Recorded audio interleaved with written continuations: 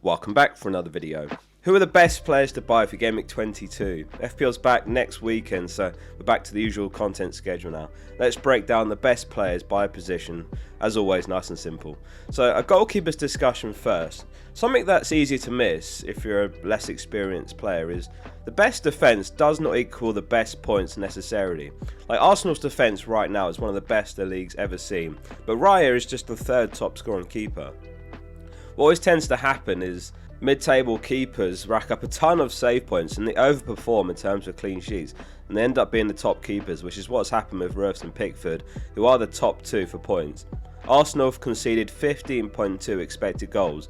Sunderland have conceded 31.3, just over twice as much XG. Raya's got 32 saves, Ruths has got 73. And those games where Raya hits 2 saves obviously doesn't result in any extra points. Gameweek 1 is literally the only time all season that Raya's got 2 save points. However, with an elite defence, you basically get the assuredness that they will score pretty well. Like Raya's only 9 points behind Ruths currently after all.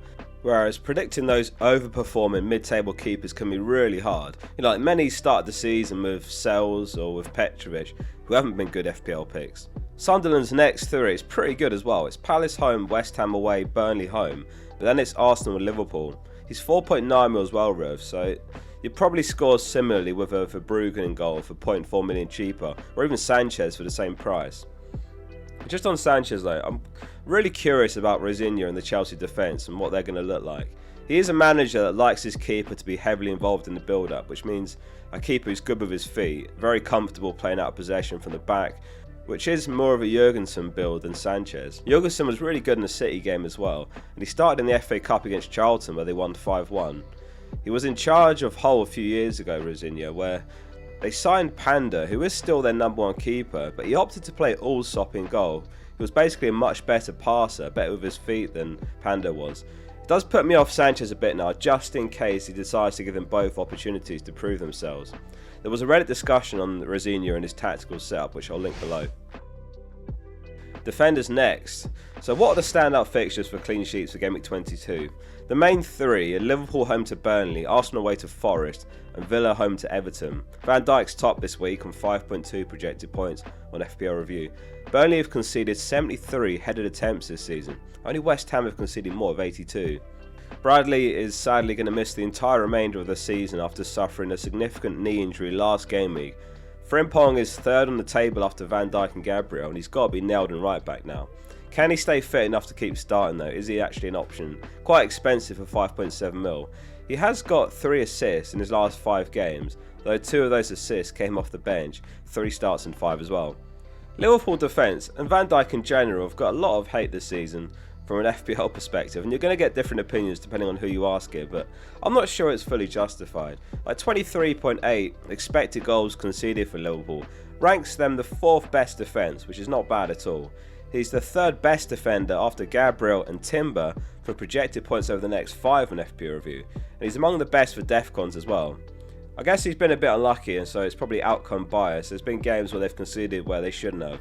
Like a recent example that comes to mind against 10-man Spurs. I'm likely to keep hold for probably another 4 game weeks, and then I'm looking to jump on Palace's fixture swing in Gameweek 26 with Munoz, where he's got Burnley and Wolves home in back-to-back games. Though of course, if you don't have Gabriel or Timber, then selling Van Dijk for either is an upgrade. Not this week though. Howe has confirmed that Livramento's picked up a hamstring injury and he's going to be out for a period of time, so we're probably going to see more of Miley in right back. Though Trippier is back, so definitely don't buy Miley. Hall is on 4.5 points this week, same as Cash and Romero. Spurs defence I would say is a hard avoid, but Cash looks great for 4.8 mil. Loads of goal threat, and he's 0.5 million cheaper than Hall, with basically the same projected points for the next 5. Are there any good cheaper defenders than that? Well, Richards has dropped down to 4.4 mil now, and he's back from injury, and I'd expect him to start against Sunderland. He's also got Forest away, Brighton away, and Burnley home in his next 5, and then it's Wolves home after that. Mukiele is top of all defenders, under 4.5 million for projected points over the next 5, 18.3 for him, 16.8 for Richards, 16.2 for Rodon. I've seen some people saying that Mukiele on long throws is actually not a good thing. Obviously they changed the assist rules this season, and we've seen assists given for a long throw which is flicked on by a defender and then buried by their opponents, so actually they get the assist for that. So I don't think it's necessarily a bad thing for Mukiele to be on those long throws. Had it been last season, then yeah, that wouldn't be great for assists, because it's very, very unlikely that a long throw gets headed straight in, but obviously not impossible either. Midfielders next, and the top three are all Liverpool players this week, given it's Burnley home. 41.9 expected goals conceded for Burnley is worse than any team. They've conceded more shots in the box than any team, more outside the box as well actually, and 66 big chances conceded ranks worse. So it's Szoboszlai top, then it's Gakpo and Wirtz just behind. Given how favourably the stats do line up for Liverpool versus Burnley, it could be an opportunity for a short-term play, especially if you've got a few transfers banked. They've got Bournemouth away after Burnley home, who have fallen off defensively as well, so the next two look great in isolation. I'm looking at Gakpo, maybe Szoboszlai, as a potential 2-week play, basically to replace Cunha, since he's got Man City and Arsenal. Gakpo is 9th among all midfielders for non-penalty expected goal involvement, or if you look at his per 90 stats, given he has had an injury, then he's 7th best with 0.5 XGI per 90. That's tied with Sharda, and he's just ahead of Foden, Cunha, Semenyo and Palmer. Palmer's got Brentford home, and he's joint 4th on the table, 5.4 points here. Rosigne has revealed that he's not been fully fit for much of the season. He's had ongoing minor injuries that have been affecting his performances. He was rested in that cup game against Charlton as a precaution. He's now going to be assessed ahead of Wednesday's clash against Arsenal before Gameweek 22, as Chelsea are going to basically determine whether he's going to be fit enough to feature or not. I'm going to wait a couple more game weeks before making a call on Palmer, because perhaps Enzo provides an equally good or maybe better alternative for way cheaper. Maybe we're overthinking it. Bruno is back on the table for the first time in a while. An assist last game week, an assist in the FA Cup as well. The Man United did ultimately get knocked out against Brighton. That means that Man United are going to play only 40 matches all season. That's their fewest since they played 39 games in the 1914-15 season, over 110 years. Given it's 38 game weeks plus they lost both of their first games in the Cups, it's only 40 games all season for them. So the league is all they've got left, and it's paramount that they finish well, and Bruno's definitely coming back in my team soon. I think buying this week's not bad at all, maybe even as a Cunha replacement. Failing that, Gameweek 24 is the real fixture swing after Man City and Arsenal are gone. Man City have got so many injuries at the back, so it's not necessarily a bad fixture to buy Bruno or to hold Cunha. Foden is the one that's likely making way for Bruno in a few weeks for me personally, after that Wolves home game has been and gone.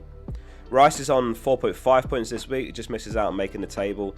He's top of all midfielders that are 8.5 million and under, so he's an amazing choice. They don't need me to tell you that. Rice is on 24.3 points for the next 5 game weeks. Enzo's on 21 points, Rodgers 20.1 and Bruno G 19.3. A goal and an assist on his debut for Semenyo against Exeter in the Cup. They won 10-1 that game. I mean, right now he's just too much of a minutes risk, isn't he? So he's one to keep an eye on. If you've got him, I would probably be selling him, and I definitely wouldn't buy. If you want a City attacker, just get Cherky for cheaper. And lastly, the super cheap mids. Who are the best ones? The best enablers in the game? Well, for the next 5 game weeks, Tavernier is top of all midfielders, 5.5 mil and under. He's actually exactly 5.5 mil. An assist last game week, 22 points projected for the next 5. He's got corners, direct free kicks, possibly even penalties. So yeah, he looks an amazing enabler potentially. 7 goal involvements this season so far. Anderson's just behind him for the next 5 game weeks, 20.1 points for him. He's all about the defcons really, though he did get an assist last game week as well. Lefay 19.8 points, Stack 17.4 points. I'm thinking about buying Tavernier in game week 24. I think they've got Wolves home then, or maybe 25 if I can't do it in one move in 24. Bournemouth's long-term fixtures are great as well, so he does tick a lot of boxes. Finishing up with the forwards, and Haaland is top next game week with 6.1 points, so basically he's not significantly ahead of Szoboszlai, Gakpo and Wirtz. Like if you wanted to go mega differential with your captaincy, there's bound to be goals in that Liverpool game, but it's a bit of a roll of the dice which players the goal involvements come from. There's a good chance that we get some early team news before the deadline as well on the stream, so that could be a factor. But it certainly is if you're considering buying a Liverpool mid. I wouldn't make a move until deadline day. Watkins is second on 5.0 points, and he is showing consistency lately. That's something that he massively lacked at the start of the season, but now he's showing it. Last game week was actually his only match in his last 6 game weeks that he's not returned on. 4 goals and 2 assists in 6 game weeks still. or it's 6 goals and 2 assists in his last 8 games. We don't know what the latest is on Ekitike yet. Like, if he's available, then he's absolutely a do not sell, and I wouldn't make an early transfer to sell him just in case he's available. But if he is out, maybe Watkins is the best option to replace. Or you go down to a cheap forward to potentially fund a premium mid like a Bruno or a Palmer.